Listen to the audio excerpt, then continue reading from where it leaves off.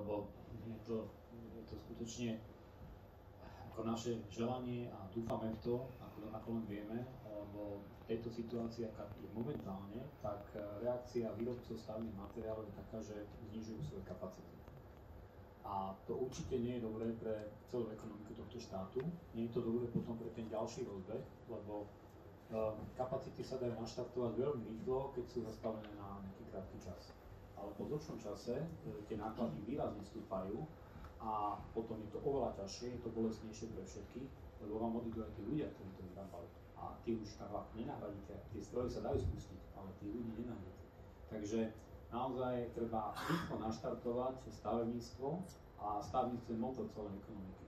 Veď kam budú tí ľudia dávať tú spotrebu, keď nie do toho vlastného bytu alebo domu? Áno, ako hovorí súčasná vláda, je to naštartovanie vyššej životnej úrovne na Slovensku, tak uvidíme, kam sa dostaneme o 4 roky so životnou úrovňou aj v súvislosti s tým, ako podporíme stavebníctvo. Pani, ďakujem veľmi pekne.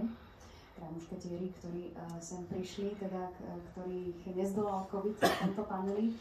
A ďakujem veľmi pekne.